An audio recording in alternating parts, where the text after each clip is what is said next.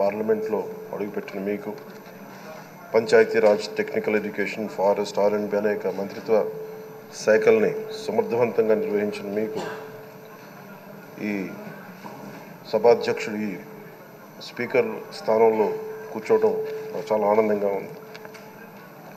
ఇన్ని దశాబ్దాలు ప్రజలు రాజకీయ జీవనంలో ఇన్ని దశాబ్దాలు ప్రజలు మీ వాడి వేడి చూశారు. మీకు కోపం వస్తే ఋషికొండను చెక్కినట్టు ప్రత్యర్థులకి పదునైన ఉత్తరాంధ్ర యాసలో గుండు కొట్టేస్తారు. ఒకటే బాధేస్తాం సార్, ఇకపైన మీకు తిట్టే అవకాశం లేకపోవడం. కానీ ఇక మీద సభలో ఎవరు తిడుతున్నా దాన్ని ఆఫ్ చేసే బాధ్యత మీ చేతిలోనే ఉంది. మీరే మైక్ ఆఫ్ చేయాలి. అంటే మా చిన్నప్పుడు నేను చూసేవాడు, ఒకసారి అల్లరి చేసే అబ్బాయిని క్లాస్ లీడర్ చేసేవాడు చిన్నప్పుడు మా స్కూల్లో. కానీ ఇన్నాళ్ళు ప్రజలు మీ వాడి వేడి పలుకులు, మీ ఘాటైన వాగ్దాటి చూశారు.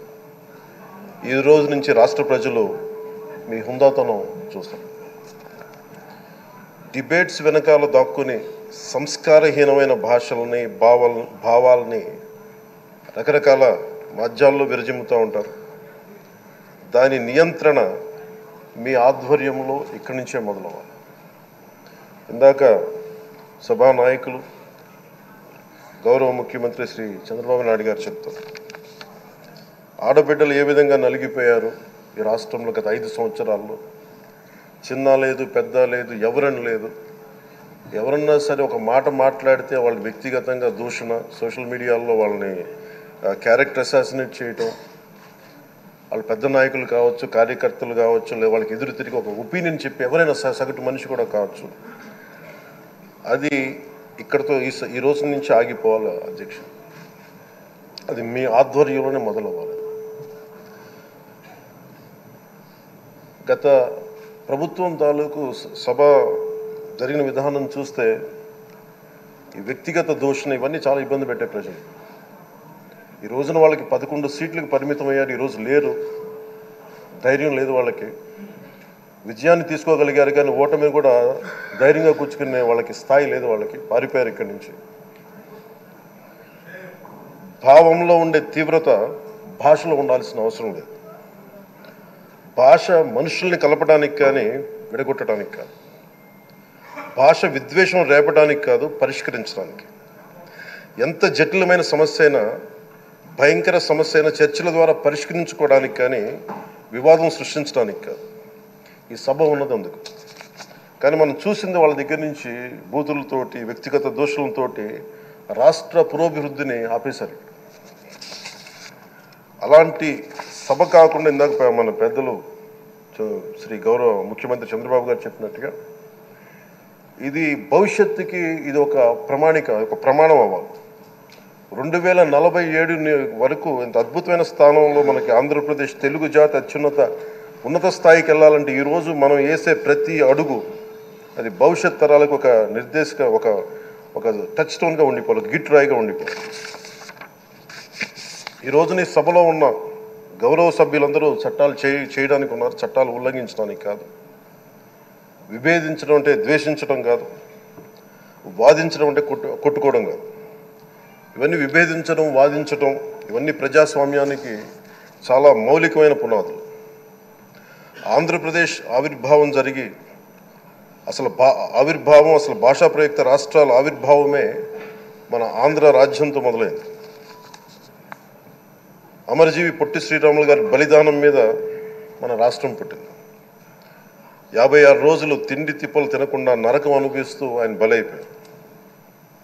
ఆయన మరణానికి చేరువవుతూ ఆమరణ నిరాహార దీక్ష చేసిన ప్రతిరోజు మనకి దాదాపు ఈ సుదీర్ఘమైన 6 దశాబ్దాల కాలం, 1.5 సంవత్సర కాలం అంటే ఆయన ప్రతిరోజు చావుకి చేరువవుతూ భోజనం లేకుండా ఆయన గడిపిన ప్రతిరోజు మనకి 1.5 సంవత్సర కాలం. అలాంటి నేపథ్యంలో అలాంటి మహోన్నతుడు శ్రీ పొట్టి శ్రీరాములు గారి త్యాగాన్ని కనుక మనం ఈ సభలో ప్రజా సంక్షేమం కోసం మాత్రమే చర్చలు జరగాలి, వాదోపవాదాలు హద్దులు దాటకుండా ఉండాలి, వ్యక్తిగత దూషణకి తావివ్వకుండా ఉండాలి.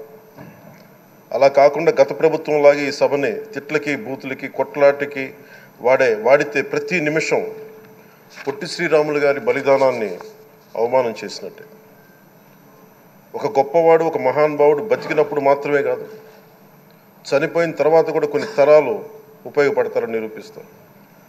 అలాంటి కోవకు చెందిన మహానుభావులు ఆంధ్ర రాష్ట్ర సృష్టికర్త, భాషా ప్రయుక్త రాష్ట్రాలకు శ్రీకారం చుట్టిన ద్రష్ట, అమరజీవి శ్రీ పొట్టి శ్రీరాములు గారి స్మృతిలో ఒక విలువలతో కూడిన ఒక సత్సాంప్రదాయాన్ని తెరలేపుతూ మీ ఆధ్వర్యంలో ఈ సభ జరగాలని, ఈ 5 ఏళ్ల ప్రజాప్రస్థానంలో ఈ విలువైన 5 ఏళ్ళు రాబోయే తరానికి గొప్ప భవిష్యత్తునిచ్చేలా, అన్నం పెట్టే రైతుకి, కౌలు చేసుకునే రైతుకి, రైతు కూలీకి అండగా ఉండేలా, మహిళలకి భద్రతతో పాటు ఉన్నత స్థాయికి ఎదిగేలా, ప్రభుత్వ ఉద్యోగులకి భద్రత కల్పించేలా, పశువు పక్షి ప్రకృతి సర్వజనులందరికీ కూడా మతాలకి ప్రాంతాలకి అతీతంగా సుభిక్షంగా అభివృద్ధి పదంలో ఆంధ్రప్రదేశ్, ఆంధ్ర రాజ్యం అద్భుతమైన ప్రగతి సాధించేలా ఈ చర్చలు సాగాలని కోరుకుంటూ, సభాపతి అయ్యన్న పాత్రుడి గారికి